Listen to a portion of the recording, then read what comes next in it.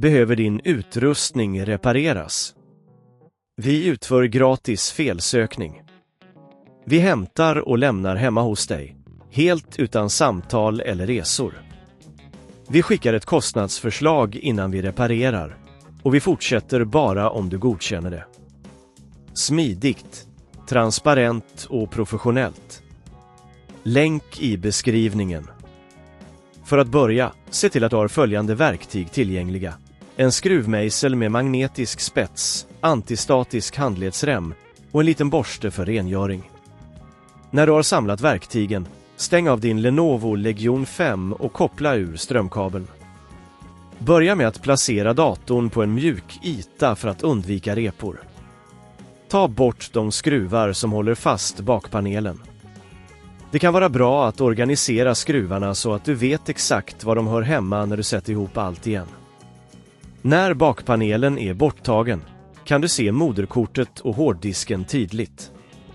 Inspektera moderkortet för eventuella synliga skador eller ansamlingar av damm. Använd den lilla borsten för att försiktigt rengöra komponenterna. Det är viktigt att hålla dessa delar rena för att säkerställa optimal prestanda. Nu låt oss fokusera på hårddisken. Om du överväger att byta ut den, se till att du har en kompatibel SSD eller HDD till hands. Ta bort skruvarna som håller fast hårddisken och dra försiktigt ut den ur sin plats. Om du tycker att detta verkar svårt, kom ihåg att vi erbjuder professionell diagnos utan förbindelser, vilket kan vara en stor hjälp.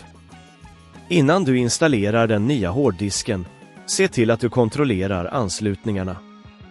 Det är viktigt att allt sitter ordentligt. När du har installerat den nya enheten, sätt tillbaka skruvarna och stäng bakpanelen. Kom ihåg att vi även erbjuder upphämtning och leverans hem till dig, vilket gör det ännu enklare för dig att få hjälp. Nu när din Lenovo Legion 5 är återmonterad, anslut strömkabeln och starta datorn. Gå in i BIOS för att kontrollera att den nya hårddisken känns igen.